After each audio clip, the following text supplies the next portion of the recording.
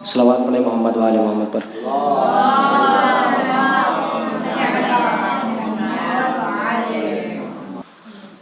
مطلب پیش خدمت ہے دیکھ بطور خاص کہ ممبر آل محمد پہ جو بیٹھو آ کر، شبیر بھائی مطلب دیکھیے گا کہ ممبر آل محمد پہ جو بیٹھو آ کر، مطلب پیش ہے ممبر آل محمد پہ جو بیٹھو آ کر کم سے کم اس پہ تو حق کہنے کی ہمت کر لو، کہ ممبر آل محمد پہ جو بیٹھو آ کر کم سے کم اس پہ تو حق کہنے کی ہمت کر لو۔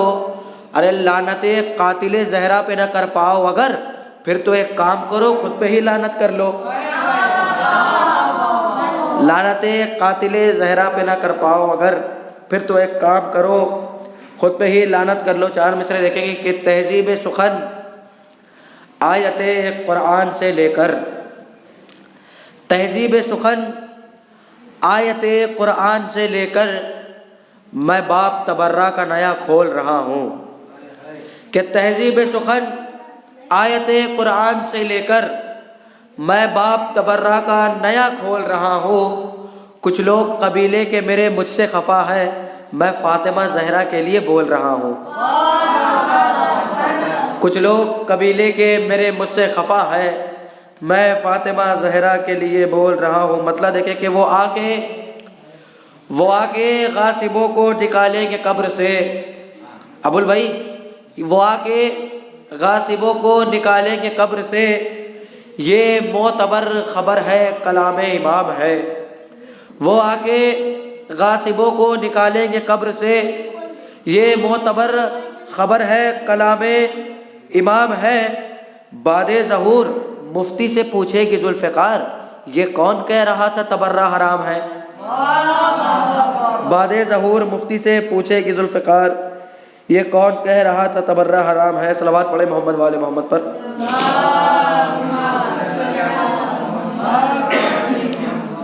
مطلب دیکھیں کہ بطور خاص فرمائیے کہ کیا بتاؤں آپ کو میں مرتبہ سجاد کا، کیا بتاؤں آپ کو میں مرتبہ سجاد کا، مثل سلطان نجف ہے حوصلہ سجاد کا۔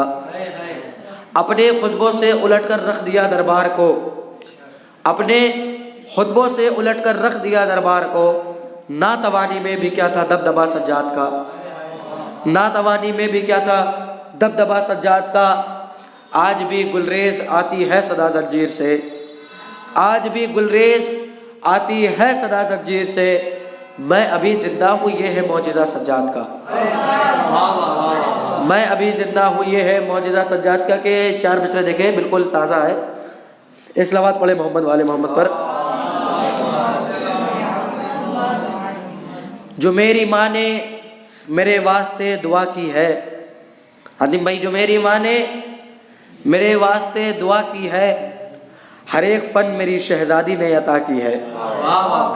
جو میری ماں نے میرے واسطے دعا کی ہے، ہر ایک فن میری شہزادی نے عطا کی ہے۔ خلاف مرجع تقلید اور عزاداری، ضرور ماں نے تیری کچھ تو کچھ خطا کی ہے۔ خلاف مرجع تقلید اور عزاداری، ضرور ماں نے تیری کچھ نہ کچھ خطا کی ہے۔ صلوات پڑھیں محمد وآل محمد۔ پہلو بھی شکستہ ہے، تربت بھی شکستہ ہے، پہلو بھی شکستہ ہے سیدہ، تربت بھی شکستہ ہے۔ کیا حال یہ امت نے زہرا کا بنایا ہے، پہلو بھی شکستہ ہے، تربت بھی شکستہ ہے۔ خاتون کوئی غم سے یوں چور نہیں دیکھی، ایسی کوئی دنیا میں مستور نہیں دیکھی۔ کی 18 برس میں ہی لگتی جو ضعیفہ ہے،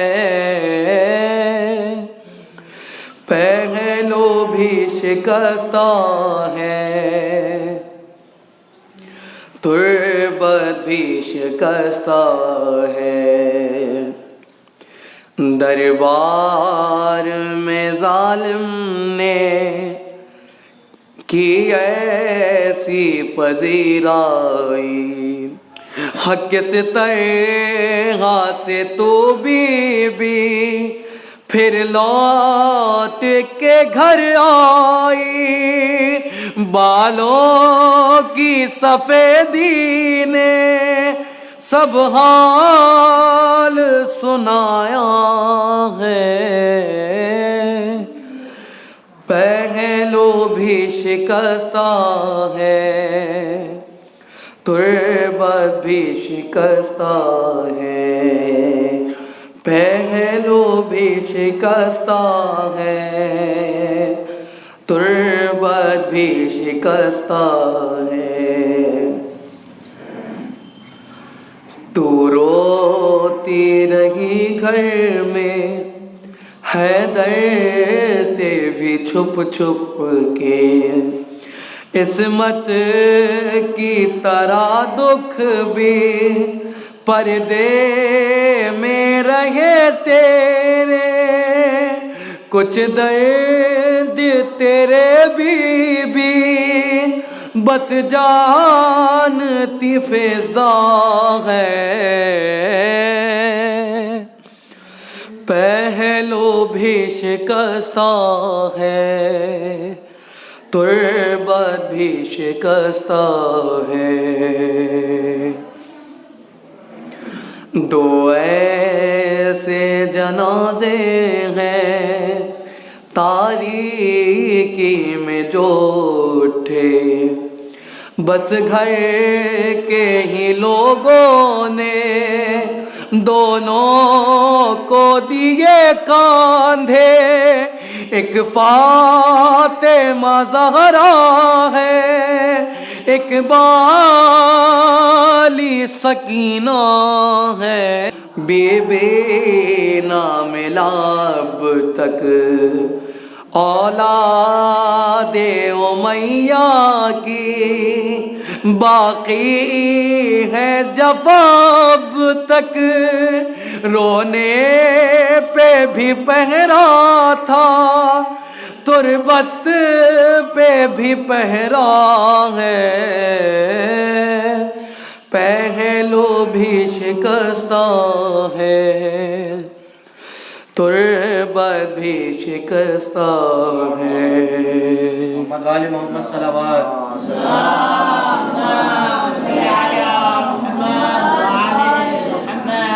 مسمار تیرا روضہ امت نے کیا جب سے، بابا تیرا رہتا ہے، تربت پہ تیری تب سے، کب گنبد خضرا میں بابا تیرا رہتا ہے، پہلو بھی شکستہ ہے، تربت بھی شکستہ ہے، مہدی سے کوئی پوچھے کیا اس پر گزرتی ہے، آواز بقیہ سے جب رونے کی آتی ہے، آنکھوں سے لہو رو کر وہ بھی یہی کہتا ہے، پہلو بھی شکستہ ہے، تربت بھی شکستہ ہے، تصویر حقیقت کی خوابوں میں میں دکھا دیجئے، تصویر حقیقت کی خوابوں میں بنا دیجئے، اے بی بی تکلم کو تعبیر دکھا دیجئے، ماتم تیرے تربت پہ ہوتے ہوئے دیکھا ہے، پہلو بھی شکستہ ہے، تربت بھی شکستہ ہے، پہلو بھی شکستہ ہے، تربت بھی شکستہ ہے۔ صلوات۔ رحم اللہ من قرأ الفاتحہ۔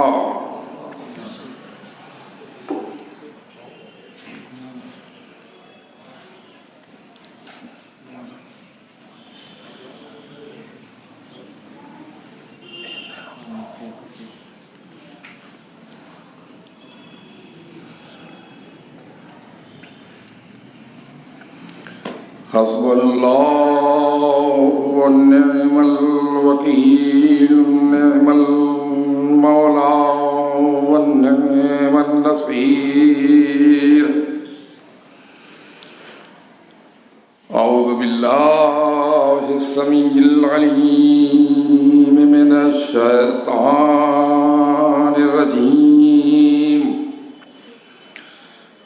بسم اللہ الرحمن الرحیم۔ الحمد للہ الذی ہدانا لہذا وما كنا لنهتدي لولا ان هدانا الله، والصلاة والسلام والتحية والإكرام على سيد الأنبياء والمرسلين، خاتم النبيين، رحمة للعالمين، شفيع المذنبين، سيد المرسلين، المخاطب بطه وياسين، سيدنا ونبينا وحاكمنا ومولانا وشفيعنا أبي القاسم محمد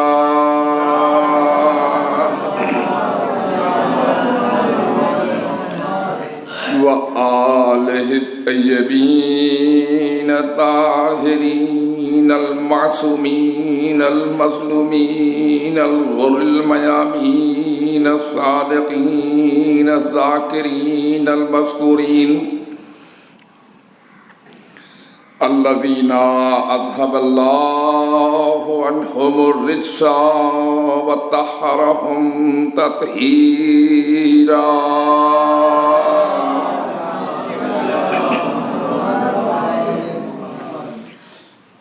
واللعنة الدائمة الباقية على أعدائهم وقاتليهم وغاصبي حقوقهم ومنكر فضائلهم ومنكر مقامهم ومنكر درجاتهم ومنكر منازلهم أجمعين، آمين يا رب العالمين، من يومنا هذا إلى قيام يوم الدين۔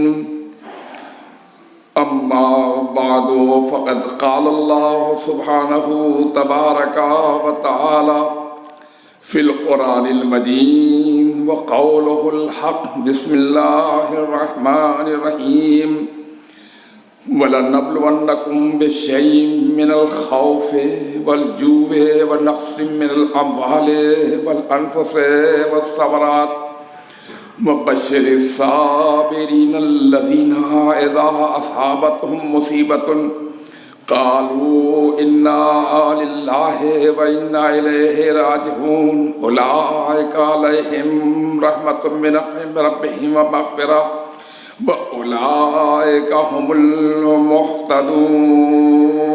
صلوات بر محمد اور آل محمد۔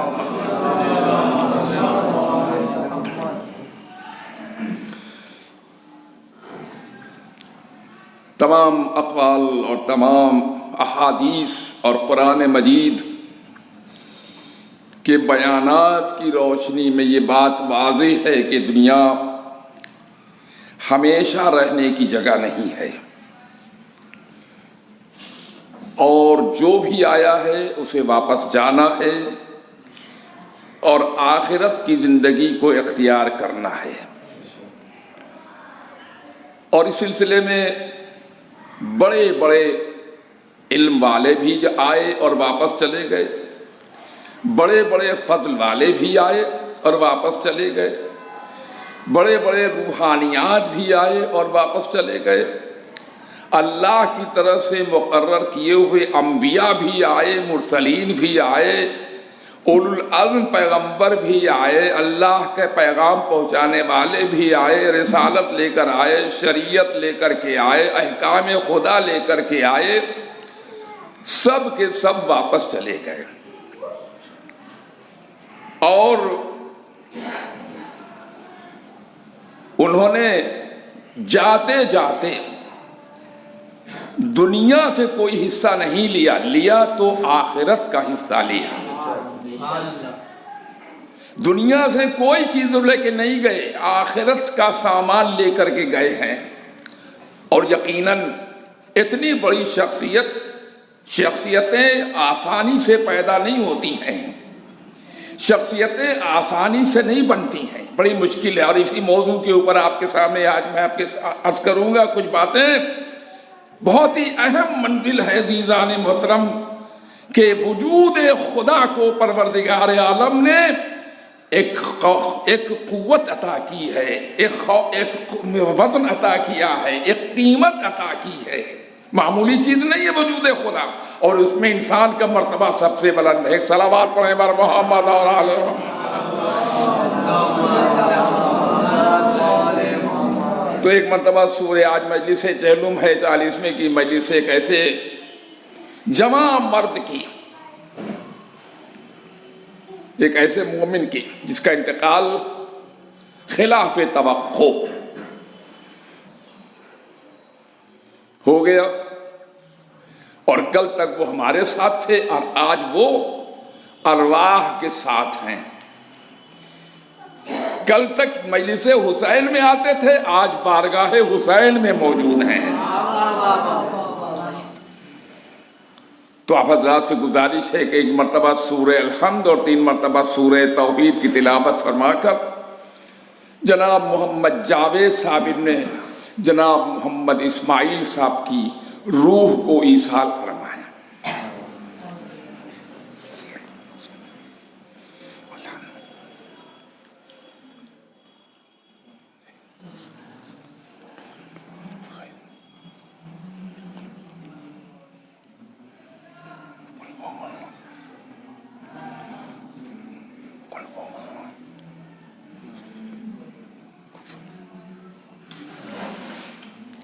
ایک تو کسی گھر سے کسی کا جدا ہو جانا اس گھر کے لیے ایک قیامت سے کم نہیں ہوتا ہے۔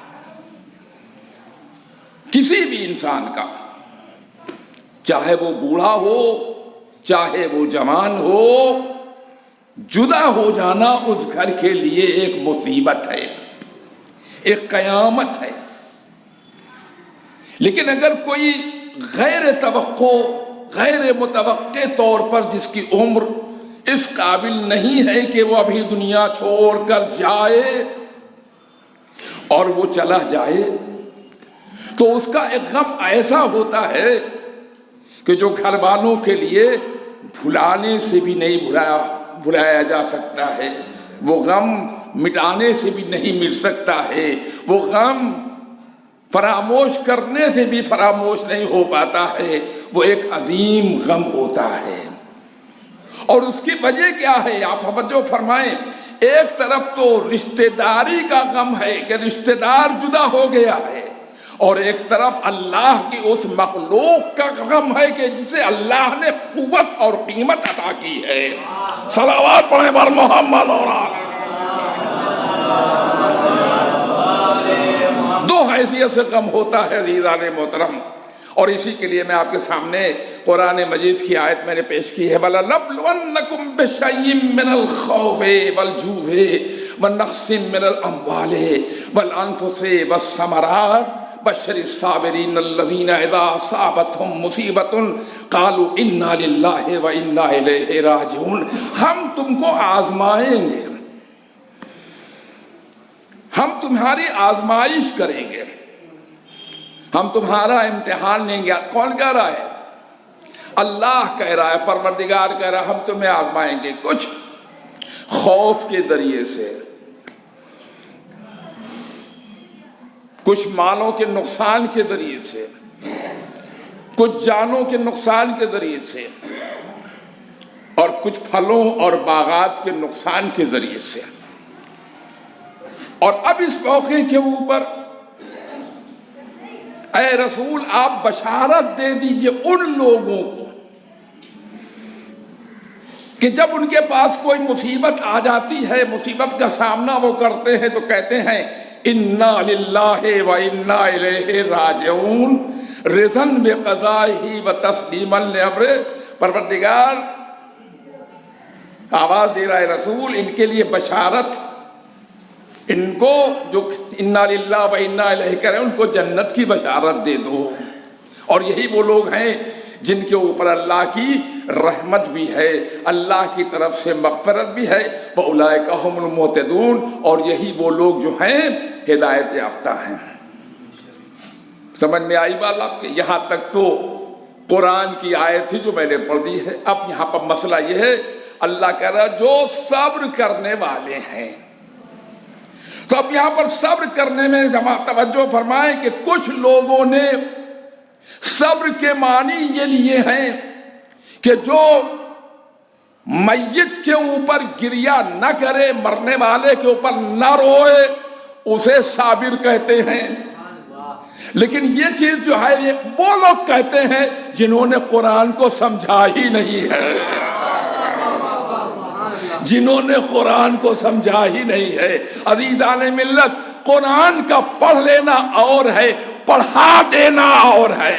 پڑھا دینا اور ہے اور قرآن کا سمجھا دینا اور ہے. پڑھانے والا قرآن کے بعد آتا ہے اور سمجھانے والا قرآن سے پہلے ہوتا ہے.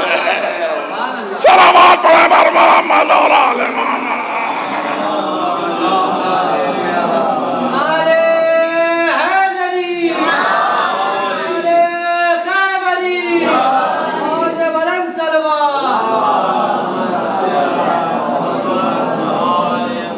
توجہ فرمایا آپ نے؟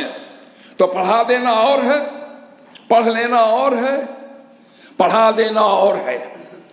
اور قرآن کی گہرائیوں کو سمجھا دینا ہر ایک کا کام نہیں ہے. پڑھے گا وہ یا پڑھائے گا وہ جو قرآن کے بعد آیا ہے، اور سمجھائے گا وہ جس کا نور نور محمدی کے ساتھ آیا ہے. توجہ فرمائے. اسی لیے عزیزو علی نے کہیں قرآن نہیں پڑھا مگر سب بتایا، اور لوگوں نے 40 سال کے بعد اسلام قبول کیا. ایک سورہ بھی یاد نہ کر سکے. صلوات پڑھیں.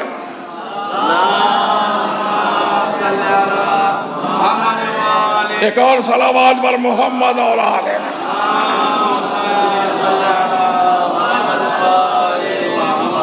امام حسن علیہ السلام کے بارے میں صلوات پڑھیں بر محمد اور آل. اپنی بات نہیں کر رہا ہوں، رسول کی بات ہے. رسول نے فرمایا، دیکھیں کسی کے لیے نہیں ملے گا آپ کو. رسول نے فرمایا میرا بیٹا حسن وہ ہے جو گہوارے میں لوہے محفوظ کو دیکھتا ہے. ارے میں ان بیوقوفوں سے پوچھتا ہوں، محمد کی معراج کا انکار کرنے والوں، آؤ حسن سے سیکھو. محمد وہاں گیا، حسن گہوارے میں رہا. صلوات پر محمد.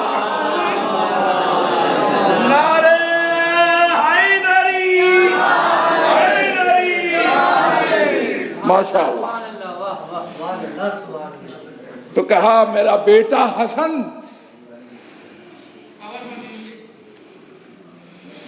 گہوارے میں لوح محفوظ کا مطالعہ کرتا ہے، پڑھتا نہیں ہے.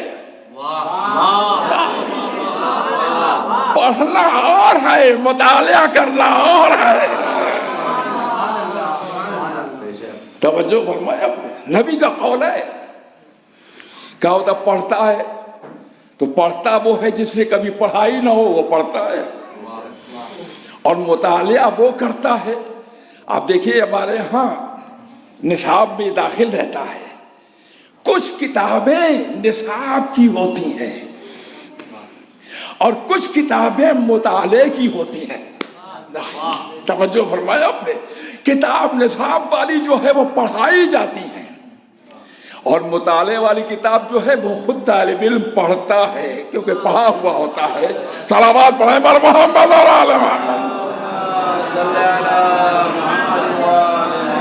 تو عزیزان ملت، جس نے قرآن سمجھا ہی نہ ہو وہ کیا جانے کہ رونا بدعت ہے. مردے پر رونا مت، بدعت ہے، بڑا بھاری گناہ ہے، بڑا بھاری گناہ ہے. ارے باذ اللہ، سیدھے جہنم میں گئے، سیدھے جہنم میں گئے. رونا نہیں، رونا بدعت، رونا حرام، رونا ناجائز. اب میں ان سے پوچھوں میاں مٹھو، حضرت یعقوب علیہ السلام سے 1-2 سال نہیں، حضرت یوسف کے فراق پر 20 سال روئے.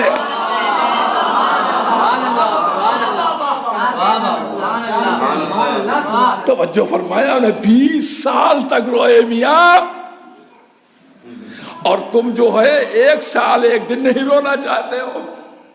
تو وہ آیا یعقوب معاذ اللہ نعوذ باللہ، تمہارے کہنے سے جہنم کی طرف جائیں گے یا جنت کی طرف جائیں گے؟ اگر رو کے یعقوب جنت میں جائیں گے تو جو نہ روئے گا جہنم میں جائے گا. صلوات پر محمد اور آل. ایک اور صلوات پر بہت صلوات پڑھ دیں آپ آتا کہ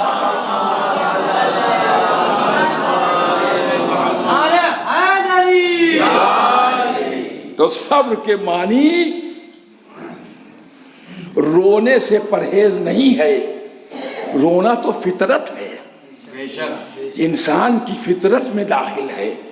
جب پیدا ہوتا ہے تو رو کر آتا ہے. سمجھ گئے؟ تو اب صبر کے معنی کیا ہے؟ کیوں کرتا ہے؟ ابھی جو پڑھ لیا ہے وہ ہمیشہ یاد رہے گا، اور پھر اب جب بوڑھے ہو گئے، امرود پک گیا، تو سوائے سڑک پر پھینکنے کے کسی کام کا نہیں رہے گا. وہ سڑ گیا، اب اس میں کچھ بھی آنے والا نہیں ہے.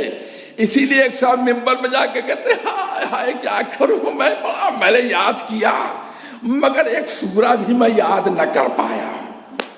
توجہ فرمائے. میں ان سے کہوں گا میاں ہمیشہ تو تم بت خانے میں رہے ہو، تمہیں بھلا کیا یاد آئے گا؟ ایک اور صلوات پڑھ دیں پر محمد. تو بات جو ہے آگے بڑھتی جا رہی عزیزان محترم. اب توجہ فرما، جو میں نے کہا تھا کہ ایک انسان کا فقدان یقیناً ایک بڑا نقصان ہے، اور صرف انسان نہیں بلکہ اللہ کی پیدا کی ہوئی ہر شے، ہر موجود اپنے اندر ایک وزن رکھتا ہے، اپنے اندر ایک قیمت رکھتا ہے، اپنے اندر ہر ایک جوہر رکھتا ہے، اپنے اندر بہت سے عناصر رکھتا ہے۔ میں ایک مثال آپ کے سامنے پیش کر دوں تو آپ اندازہ لگا لیں۔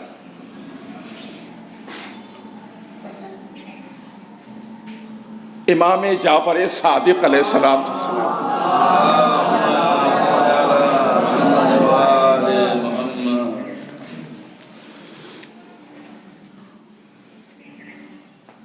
ایک شخص بیٹھا ہوا تھا جو امام کے دوستوں ہی میں سے تھا، یا امام اس کے گھر گئے ہوئے تھے، اور سیب کا تشت سامنے رکھا ہوا تھا۔ اس شخص نے ایک سیب اٹھایا، منہ میں لگایا، اور اس کے بعد ایک ٹکڑا لے کر کے منہ میں پھر پورا سیب راستے پر پھینک دیا۔ امام علیہ السلام نے فرمایا، اے بھائی، تو نے جس سیب کو پھینکا ہے تو جانتا ہے کہ پروردگار عالم نے اس سیب کو کیسے پیدا کیا ہے؟ تو کہا مجھے نہیں معلوم والا۔ کہا سن، اس میں وہ پانی لگا ہے اللہ کا کہ اگر پانی دنیا میں نہ ہوتا تو مخلوق کا وجود نہ ہوتا۔ توجہ فرمائیں عزیزان، غور کریں گے آپ۔ وہ پانی لگا ہے، وہ مٹی لگی ہے جس مٹی کے اوپر تم زندگی گزارتے ہو۔ اگر یہ مٹی نہ ہوتی تو تمہارے لیے نہ تو غذا کا انتظام ہوتا، نہ تمہارے لیے قوت و طاقت اور عناصر کا انتظام ہوتا۔ زمین سے جتنے جوہر پیدا ہوتے ہیں وہ سب اس کے اندر ملے ہوئے ہیں، ہر قسم کی طاقتیں ملی ہوئی ہیں، ہر قسم کے وٹامن ملے ہوئے ہیں، ہر قسم کے جواہر ملے ہوئے ہیں، ہر قسم کے عناصر ملے ہوئے ہیں۔ اور کہا اگر ہوا اللہ کی نہ ہوتی تو جس کے بغیر تم ایک سیکنڈ کے 1000ویں حصے میں بھی تم سانس نہیں لے سکتے ہو، اس ہوا کے بغیر یہ پھل پیدا نہیں ہو سکتا تھا۔ اور جس سورج میں تم سانس لے رہے ہو اس سورج کی وجہ سے یہ پھل پیدا ہوا ہے، ہوا کی وجہ سے پیدا ہوا ہے، زمین کی وجہ سے پیدا ہوا ہے، پانی کی وجہ سے پیدا ہوا ہے، سورج کی روشنی کی وجہ سے پیدا ہوا ہے، اور بہت سی گیسوں کے ذریعے سے پیدا ہوا ہے۔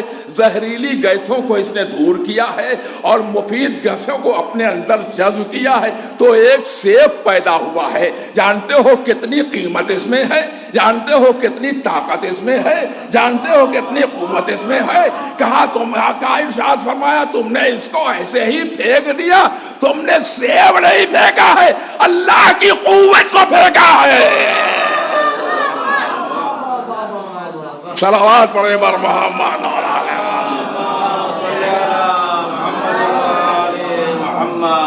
تو اگر تم کھا نہیں سکتے ہو غریبوں کو دے دو، تم نہیں کھا سکتے ہو تو پھینکو نہیں، ضائع مت کرو، غریبوں کو دے دو، غریب جس کے محتاج ہیں۔ تو قرآن نے اسی لیے کہا کہ خبردار، اللہ نے اگر تمہیں مال عطا کر دیا ہے تو پھر اس کے اندر اسراف مت کرنا۔ اس لیے کہ ان المبذرین کانوا اخوان الشیاطین، جو اسراف کرنے والے لوگ ہیں وہ شیطان کے بھائی ہیں۔ اس لیے اسراف مت کرنا، غریبوں کا خیال رکھنا، غریبوں کی مدد کرنا، غریبوں تک پہنچا دینا، اسراف مت کرنا۔ اسراف بہت بڑا جرم ہے۔ ایک صلوات پر محمد اور آل محمد۔ توجہ فرمائیں عزیزان محترم۔ تو اس سے آپ نے اندازہ لگا لیا۔ اب آئیے دیکھیے، بات اور بھی ذرا سا واضح کر دوں کہ اس دنیا کو قرآن کہ ہم تمہیں آزمائیں گے، اس کے بعد بھی ہم تمہیں موت دے دیں گے۔ اب دیکھیے موت آزمائش کس کی ہوتی ہے؟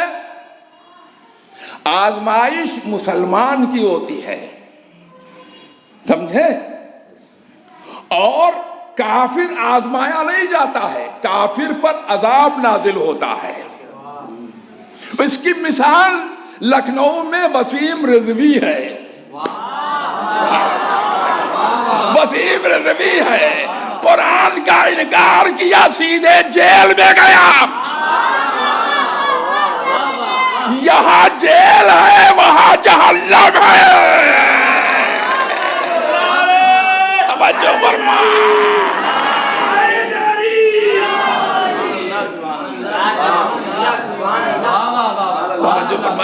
سامنے کی مثال ہے، نیزارے بالکل سامنے ہے کہ کافر کو عذاب ہوتا ہے، آزمایا نہیں جاتا وہ۔ اگر آزمائش دکھائی بھی دے تو اس کے معنی وہ عذاب میں مبتلا ہے۔ اور مومن جتنا جتنا آزمایا جاتا ہے سونا اتنا ہی نکھرتا جاتا ہے، چمک پیدا ہوتی ہے، صفائی ہوتی ہے، اور اب مومن پاک اور پاکیزہ ہو کر آخرت کی طرف جاتا ہے۔ سمجھ میں آئی بتا؟ تو آزمائش کے معنی یہ۔ اب آئیے تو دنیا کو بہتر طور سے غور کرنے کی بات ہے عزیزو۔ مولا علی، دیکھیے پہلے یہ سمجھ لیجئے، جب کوئی بہت زیادہ دنیا میں کامیاب ہو جائے، ہر قدم پر کامیاب، تو اسے دنیا چھوڑنے کا دل نہیں چاہتا۔ یہی ہے نا، وہ چاہتا میری عمر اور لمبی ہو جائے، میری عمر اور لمبی ہو جائے۔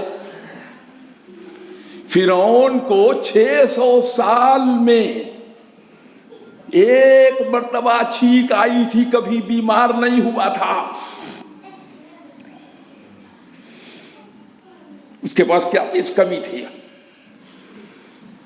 خزانے، سونا چاندی، پورا ملک مصر جو تھا اس میں ہر چیز، جانور، پرندہ، دریا، پانی، ہر مخلوق سب اس کی ملکیت تھی۔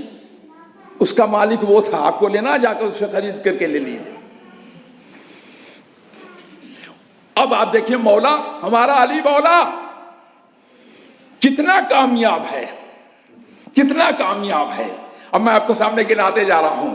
شب ہجرت 50 قبیلے کے سردار، ایک دو نہیں، بزدل نہیں، سب سردار تلواریں نکالے ہوئے علی کے پلنگ کو گھیرے ہوئے ہیں، اور علی نے 50 کو ایسا پچاڑا ہے، ایسی دھول چٹائی ہے علی نے کہ آج تک کوئی بہادر پیدا ہی نہیں ہوا۔ صلوات محمد اور آل محمد۔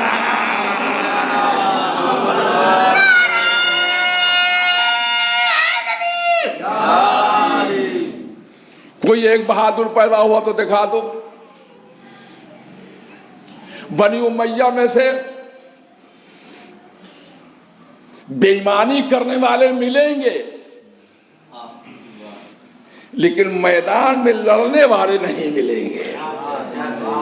توجہ فرمائیں، آپ نے بات دیکھ لیجئے۔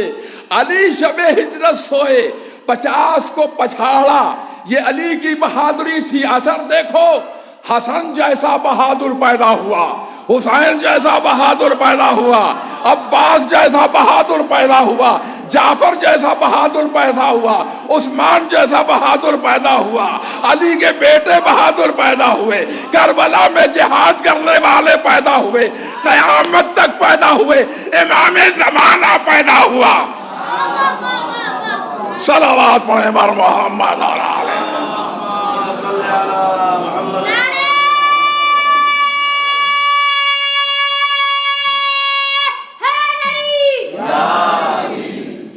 تو یہ تو ایک منزل تھی، اور دوسری منزل مکے کے کافروں نے مدینے پر حملہ کر دیا اور رسول اکرم 313 افراد بدر کی منزل میں جنگ میں 313 افراد لے کے نکلے، اور اس میں بھی کوئی ایرا غیرہ نہیں تھا۔ یزید کے پر نانا کو حمزہ نے مارا، یزید کے باپ کے ماموں کو علی نے مارا، یزید کے نانا کے بھائی کو عبید اللہ نے مارا۔ یعنی مرے ہوئے لوگ ادھر ہیں، زندگی دینے والے ادھر ہیں۔ توجہ فرمائیں آپ نے، یہ ہے اہل بیت رسالت، یہ ہے علی کا کارنامہ۔ اب اس کے بعد ہر موقع پر بدر میں علی، احد میں علی، خیبر میں علی، معراج میں علی، خندق میں علی، بستر پر علی، دوش پر علی، کعبے میں علی، عرش پر علی، لوح میں علی، جنت میں علی، فلک پر علی، سورج میں علی، چاند میں علی، زمین پر علی، ہوا میں علی، پہاڑوں پر علی، ہواؤں میں علی، غاروں میں علی، فضاؤں میں علی، اصحاب میں علی، اہل بیت میں علی، فرشتوں کے ساتھ علی، اللہ کے ساتھ علی۔ غور فرمایا آپ نے؟ اب ایسا آدمی کہہ رہا ہے انما الدنیا دار و مجاز والآخرت دار و قرار۔ اے لوگو، اس دنیا کے اوپر دل مت لگانا، یہ گزرگاہ ہے۔ اب آپ توجہ فرمائیں، اس کے معنی کیا ہوئے؟ اور آخرت تمہارے لیے دار قرار ہے۔ اس کے معنی کیا ہوئے؟ اس کے معنی یہ ہوئے کہ مولا دنیا کی حقیقت کو اچھی طرح پہچانتا ہے۔ یہ معمولی کام نہیں عزیزو، دنیا سے اپنے منہ کو موڑ لینا یہ صرف علی کا کام ہے۔ ایک صلوات پڑھیں بر محمد اور آل محمد۔ آپ کی زیادہ تحمت نہیں دیں گے، میں نے کہہ رہا تھا انشاءاللہ تعالی بات آگے بڑھ جائے تو اس کے لیے میں آپ کو تھوڑا سا آپ کا ٹائم لینا چاہتا ہوں، توجہ فرمائیں عزیزان۔ تو اب آگے بڑھ کے مولا نے کیا کہا اس گزرگاہ سے، اس راستے سے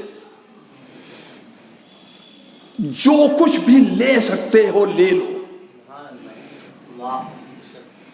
یعنی آخرت کے لیے توشہ، آخرت کے لیے ٹفن اختیار کر لو، اپنے ساتھ رکھ لو، کیونکہ تمہیں ایسے کے سامنے جانا ہے جو تمہارے ہر راز سے آگاہ ہے۔ سمجھ میں آئی بات آگے؟ تو یہ مولا نے بتا دیا۔ اب آپ توجہ فرمائیں کہ اتنا ہونے کے باوجود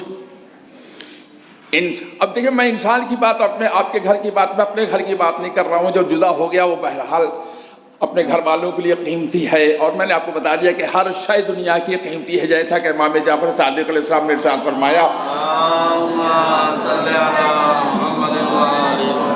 دیکھیں اس نقطے کے اوپر توجہ دیجیے گا۔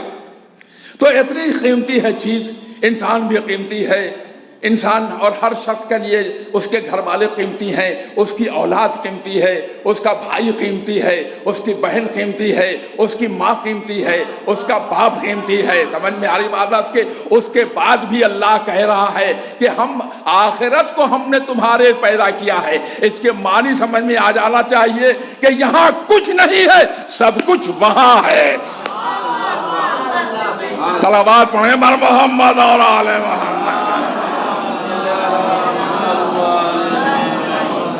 یہاں کچھ نہیں ہے، سب کچھ وہاں کے اوپر ہے، جو لینا ہے وہاں لینا ہوگا۔ تو اس لیے جب وہاں بہت ہے تو پھر وہاں جانے کے لیے موت ہی ذریعہ ہے۔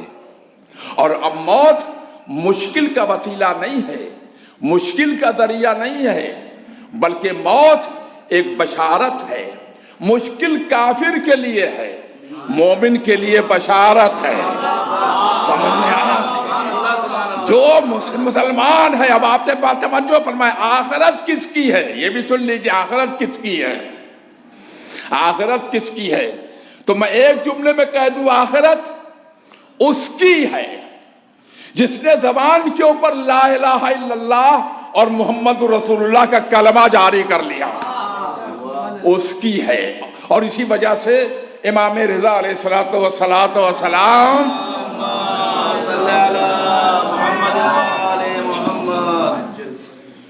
جب مامون رشید نے امام رضا کو مدینے سے بلایا خراسان کی طرف، تو راستے میں مرو ایک مقام آیا، وہاں کے لوگوں کو خبر ملی کہ امام آنے والے ہیں. تو 50,000 کا مجمع جمع ہو گیا امام کی زیارت کے لیے. میدان لقو دک بھرا ہوا ہے امام سے، اور امام کی سواری اونٹ کے اوپر محمل میں بیٹھے ہوئے. کہ ایک مرتبہ ایک مسلمان آگے بڑھا، کہنے لگا فرزند رسول، بہت عرصہ ہو گیا ہم نے آپ کے جد بزرگوار، آپ کے دادا اور نانا کی حدیث نہیں سنی ہے، ہم کو ایک حدیث سنا دیجئے. تو امام نے فرمایا سنو، میں اپنے جد بزرگوار کی ایک حدیث سنانا چاہتا ہوں. ارشاد فرمائے قال جدی رسول اللہ صلی اللہ علیہ وآلہ وسلم من قال لا الہ الا اللہ وجبت لہ الجنہ بلاکن بشرط ہی و شروط ہی. جس نے کی زبان پر بھی لا الہ الا اللہ آ گیا اس کے لیے جنت واجب ہو گئی. اب آپ کے سمجھ میں آئی اب بات ہے کہ جو یہاں کے اوپر لا الہ الا اللہ کہتے، صرف لا الہ الا اللہ محمد رسول اللہ کہتے، باقی آگے جو ہے شروط کی بات میں یہاں نہیں کر رہا ہوں، شرط اور شروط کے اوپر مداحت بعد میں ڈالوں گا انشاءاللہ، وہ الگ موضوع ہے.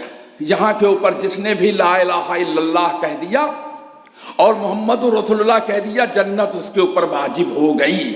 سمجھ میں آئی بات؟ لیکن یہ میری بات ہے کہ یہ جنت اسی وقت واجب ہوگی جب تک کہ دنیا میں رہنے کا تجربہ نہ ہو. توجہ فرمایا آپ نے. اور دنیا میں رہنے کا تجربہ کیا مانی؟ جب تک کہ احکام اسلامی کو سمجھنے کا ملکہ نہ پیدا ہو. خالی کلمہ کام آنے والا نہیں ہے، ملکہ ہونا چاہیے، سمجھ میں آنی چاہیے، تجربہ ہونا چاہیے. تجربے کے بغیر علم بھی کام نہیں آتا ہے. یہی وجہ ہے کہ شیطان کے پاس بڑا علم تھا مگر تجربہ نہیں تھا. سمجھے آپ؟ اب آپ غور فرما لیجئے کہ تجربے کی بڑی اہمیت ہوتی ہے. اسی لیے آپ دیکھ لیجئے کہ حکم ہے باپ کے آگے مت چلنا. بڑے دولت مند ہو گئے ہو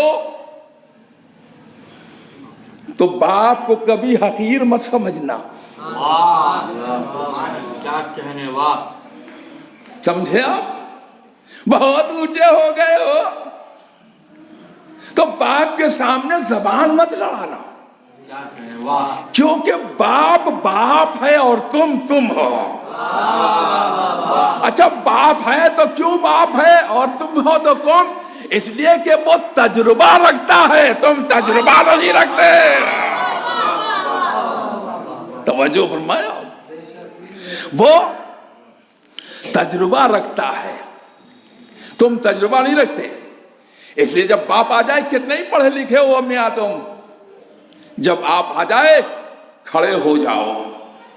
اٹھ جاؤ, ادب کرو, لحاظ کرو, احترام کرو, باپ کو یاد کرو, باپ پر احسان کرو, کھانا اگر نہیں کھایا تو پہلے اسے کھانا کھلاؤ. یہ ہے ادب, یہ ہے تہذیب. سمجھ میں آئی بات آپ کے؟ تو اب باپ کے آگے مت بڑھنا. کیوں؟ اس لیے کہ تجربہ اس کو ہے. اور تجربہ کیوں ہے؟ کیونکہ اب یہ بھی کیوں کہ سمجھ لیجیے گا, کیونکہ وہ 15 سال پہلے یا 20 سال پہلے اس وقت تھا جب تمہارا کوئی پتہ ہی نہ تھا. غور کیا آپ نے؟ جب تمہارا کوئی پتہ ہی نہ تھا. تو اب معلوم ہوا جو پہلے سے موجود ہو اس کا تجربہ اور ہوتا ہے. اب ابھی آپ بات مکمل نہیں ہوئی. اب سمجھے اہل بیت سے اسلام کیوں لیا جائے؟ اس لیے کہ تم بعد میں آئے ہو, اہل بیت اسلام سے پہلے آئے ہیں. سلام.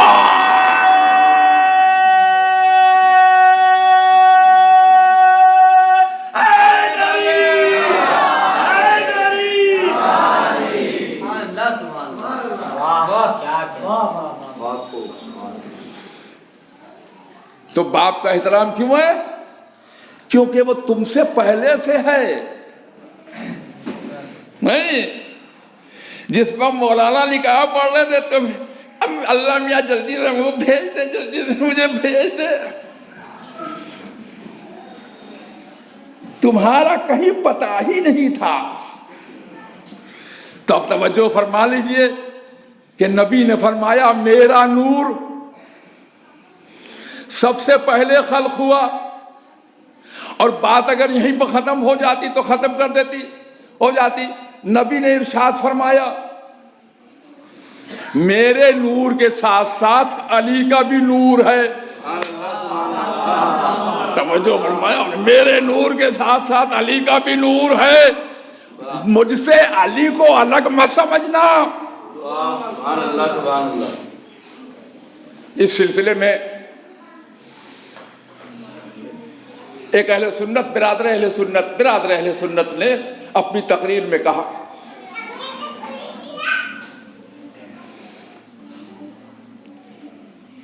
اور یہ کب کہا؟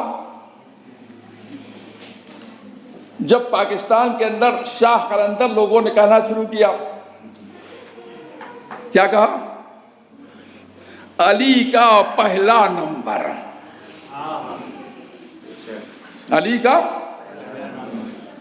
تو انہوں نے آ کے ممبر سے کہا, وہ کرسی پر کے کہا یہ کیسے ہو سکتا ہے علی کا پہلا نمبر, علی کا پہلا نمبر. کہو علی کا چوتھا نمبر, علی کا چوتھا نمبر. کیونکہ 3 کے بعد ہی علی آئے ہیں, چہرہ چوتھا نمبر. تو اب ایک دوسرا اہل سنت برادر وہ ممبر پر گیا, کہا بیوقوف آدمی, اگر یہ خلافت کی بنیاد کے اوپر تم نمبر دو گے تو محمد کا نمبر تو سب سے آخر میں آئے گا. 1 2 نہیں, 1,24,000 نبیوں کے بعد آئے گا. اگر محمد پہلے ہے تو علی بھی پہلے ہے. صلوات محمد.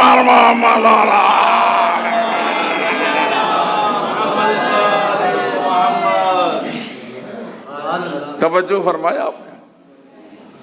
تو یہ منزل عزیزان محترم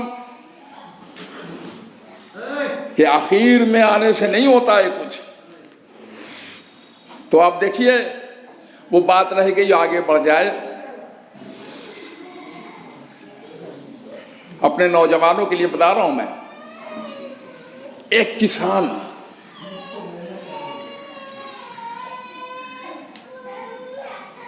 کم آمدنی بیچارے کی, خود دوپہر کا کھانا نہیں کھاتا تھا, رات کا کھانا نہیں کھاتا تھا, کیونکہ آمدنی کم تھی اور اپنے بیٹے کو اسے پڑھانا تھا. تو کسی صورت سے چٹنی روٹی کھا لیتا تھا وہ، اور اپنے بیٹے کی پڑھائی کی فیس دیتا تھا، بیٹے کی پڑھائی کی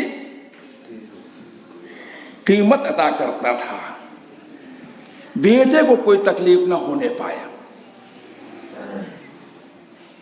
ٹفن بھی دیتا تھا، اسکول میں کھانے پینے کے لیے پیسہ بھی دیتا تھا، وہ محنت کرتا تھا، لڑکا محنتی تھا، جانتا تھا کہ حالات اچھے نہیں ہیں لہذا پڑھنا چاہیے، حالات اچھے نہیں پڑھنا چاہیے، پڑھنا جو ہے عزت کی بات ہے۔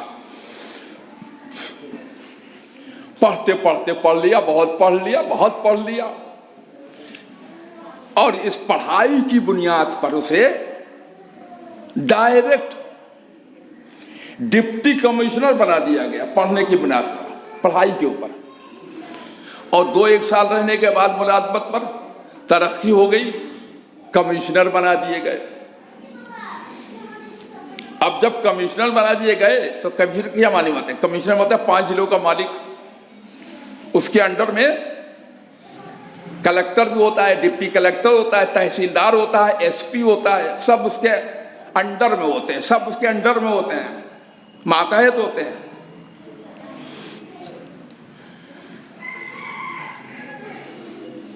تو ایک دن انہوں نے اپنے یہاں کوئی تقریب کر ڈالی کمشنر صاحب نے، اب اس میں یہاں سے لے کے وہاں تک ٹیبل لگا ہوا ہے، 5 ضلعوں کے ڈپٹی کمشنر بیٹھے ہوئے ہیں، 5 ضلعوں کے کلکٹر بیٹھے ہوئے ہیں، ایس پی بیٹھے ہوئے ہیں، ڈی ایس پی بیٹھے ہوئے ہیں،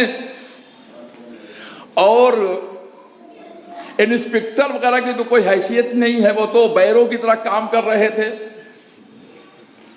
سمجھ میں آئی بات آپ کے؟ انہوں نے اپنے باپ کو بھی بلا لیا تھا کہ ابا میری بیٹی کی شادی ہے، آپ ذرا تشریف لائیں۔ یہ بیچارے دیہاتی آدمی سر پر پگڑی ہے، صافہ باندھے ہوئے ہیں، 2 اس کے اوپر تولیہ لٹکا ہوا ہے، گمچھا لٹکا ہوا ہے، لنگی باندھے ہوئے چلے آ رہے ہیں، ایک طرف کنارے بیٹھ گئے۔ جب کنارے بیٹھ گئے تو اس کے بعد سب کے سب بیٹھے ہوئے یہاں سے وہاں تک، اب تعارف شروع ہوا، یہ فلاں ضلع کے ڈپٹی کلکٹر ہیں، یہ فلاں ضلع کے کلکٹر ہیں، یہ فلاں جگہ کے ڈپٹی کمشنر ہیں، یہ فلاں جگہ کے ایس پی ہیں، یہ فلاں جگہ کے ڈی ایس پی ہیں، یہ سی آئی ڈی کے آفیسر ہیں، یہ خفیہ ڈپارٹمنٹ کے آفیسر ہیں۔ سب کا تعارف ہوتے ہوتے ہوتے اچھا صاحب یہ بتا دیے یہ صاحب کون ہیں؟ تو انہوں نے باپ نے کہا یہ میرے ایک ملنے والے ہیں، سمجھے؟ یہ میرے ایک ملنے والے ہیں، یعنی کہا کہ میرے باپ ہیں۔ سمجھ میں آئی بات آپ کی؟ تو اب باپ کی حیثیت کو پہچانو، اس لیے کہ اس کے پاس تجربہ ہوتا ہے۔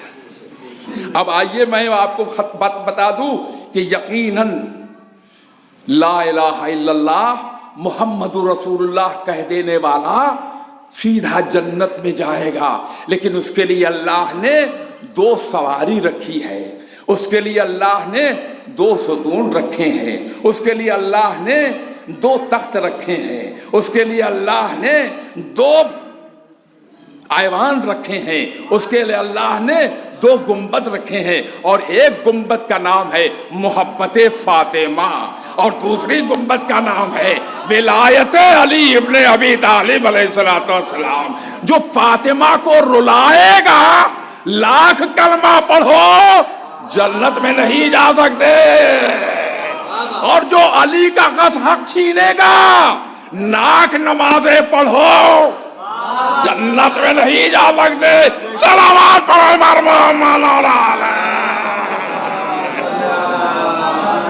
محمد رحمت تمام ہے عزیزان محترم۔ یہ 2 چیزیں ہیں عزیزان محترم، فاطمہ کی محبت اور علی کی ولایت۔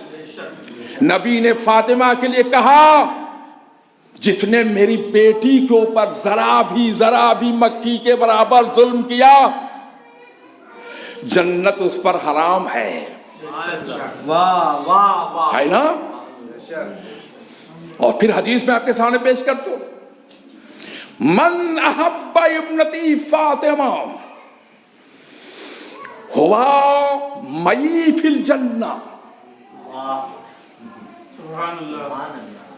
ومن ابغض فاطمہ ہوا فی النار. صاف لفظوں میں کہہ دیا نبی نے، جس نے میری بیٹی فاطمہ سے محبت کی وہ میرے ساتھ میرے درجے میں جنت میں ہوگا، اور جس نے فاطمہ سے دشمنی کی، رلایا، ستایا، دروازہ گرایا، جلایا، فاطمہ کو کے اوپر مصیبت ڈالی، وہ جہنم میں جائے گا. اب تم فیصلہ کر لو خود کہ جنت میں جانا ہے یا جہنم میں جانا ہے. توجہ فرمائے عزیزان ملت. اب دوسری حدیث پیش کر دوں. ولایت علی ابن ابی طالب حسنی، ولایت علی ابن ابی طالب حسنی، ومن دخل حسنی فی حسنی امن من عذابی. علی کی ولایت میرا قلعہ ہے. اللہ کہہ رہا ہے حدیث قدسی میں، علی کی ولایت میرا قلعہ ہے. جس نے بھی علی سے، جو بھی اس قلعے کے اندر داخل ہو گیا وہ عذاب سے امان پا گیا، اور جو اس قلعے سے باہر رہ گیا وہ عذاب میں مبتلا ہوا. اب آپ توجہ فرمائے کہ لا الہ الا اللہ کافی نہیں ہے، اس لیے کہ غدیر میں نبی نے فرما دیا تھا کہ اللہ تمہارا مولا ہے، میں تمہارا مولا ہوں، علی تمہارا مولا ہے. ولایت کا اعلان غدیر میں ہو گیا تھا. صلوات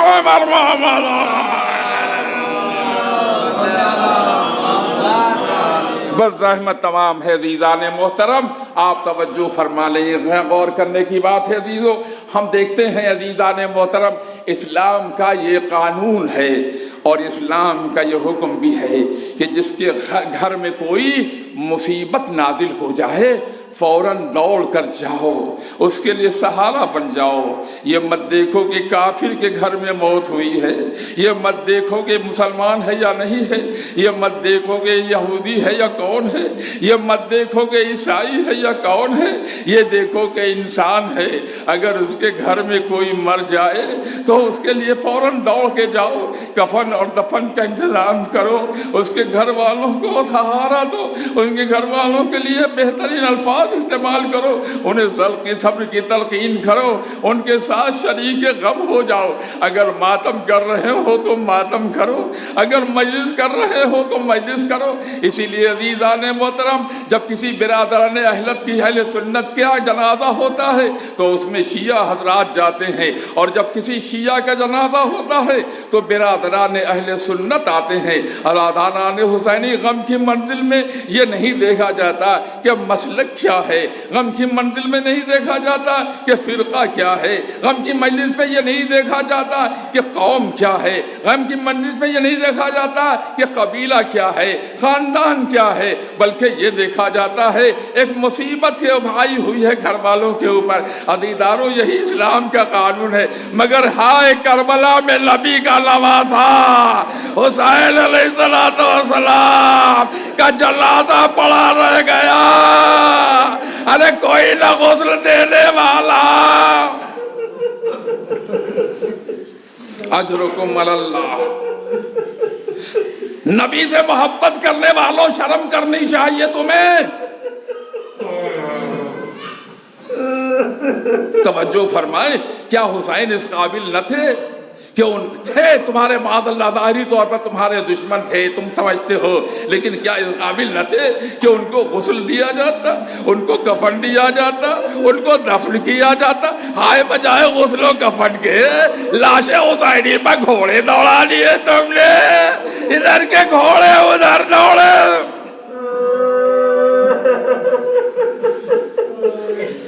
اجرکم اللہ جزاکم ربکم اللہ آپ کو اس غم کے علاوہ کسی غم میں مبتلا نہ کرے۔ آپ سمجھ سکتے ہیں عزیزان محترم کہ جب گھر سے جنازہ کسی کا رخصت ہوتا ہے تو بیویاں اپنے آپے میں نہیں رہتی ہیں، عورتیں گھیر لیتی ہیں۔ اگر لڑکی ہے تو اس کو گھیر لیتی ہے، بیوی ہے تو اس کو گھیر لیتی ہے، بہن ہے تو اس کو گھیر لیتی ہے، ماں ہے تو اس کو گھیر لیتی ہے، لیکن ہائے زینب و ام کلثوم سامنے بھیا کا لاشا پڑا۔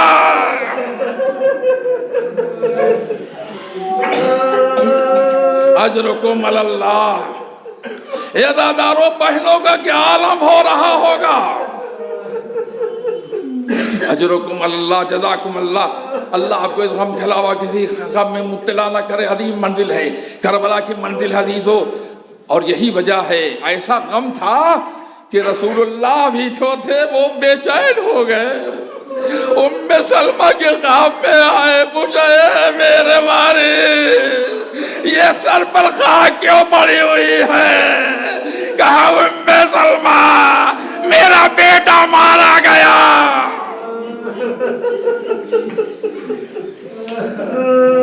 جزاکم ربکم اجرکم علی اللہ۔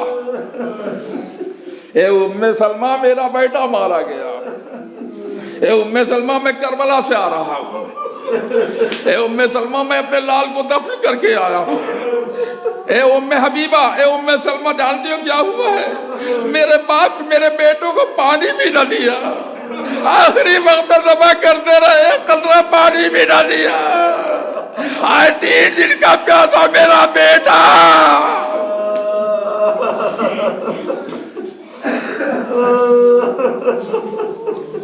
جزاکم ربکم۔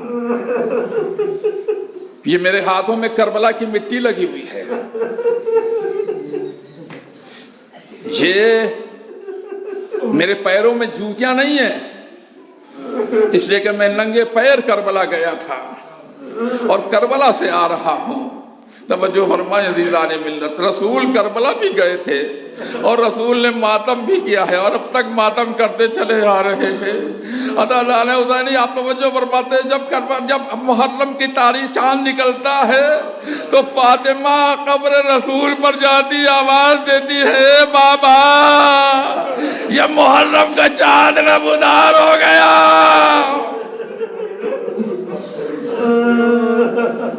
اجرکم علی اللہ۔ رو لیجیے، آوازیں بلند کی عزیزان محترم، توجہ فرمائیں عزیزان محترم، غور کرنے کی بات ہے۔ ہائے عزادارو بس احمد تمام رو لیجیے انشاءاللہ، رونے میں بڑا ثواب ہے۔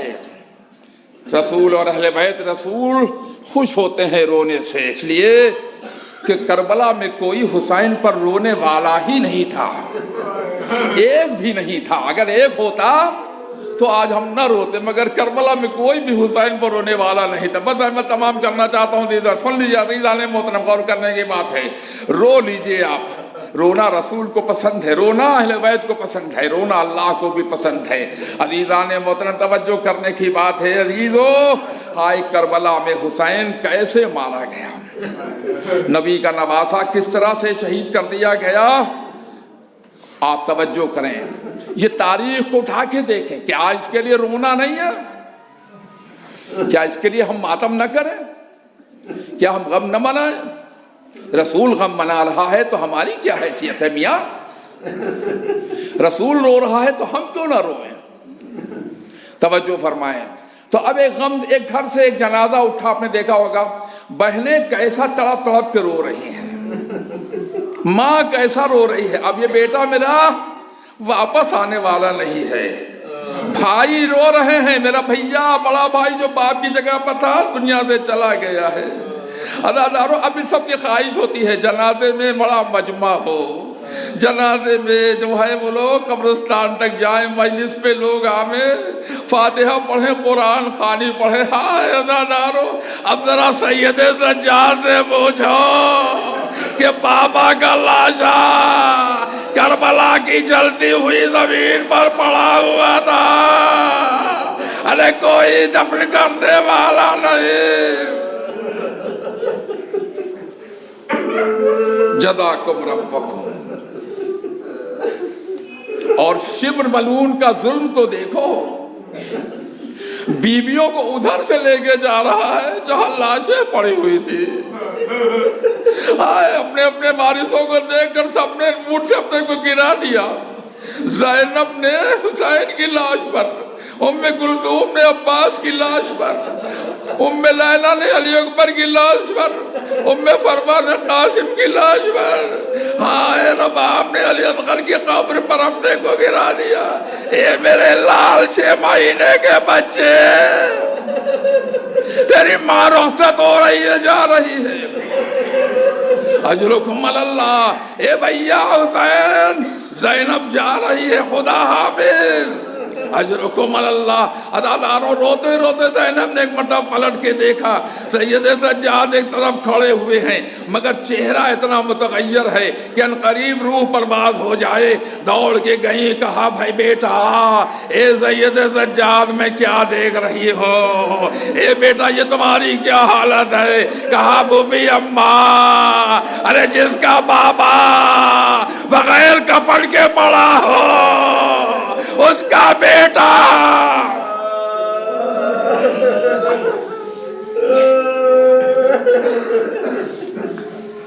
الا لعنۃ اللہ علی القوم الظالمین۔ سیعلم الذین ظلموا ای منقلب ینقلبون۔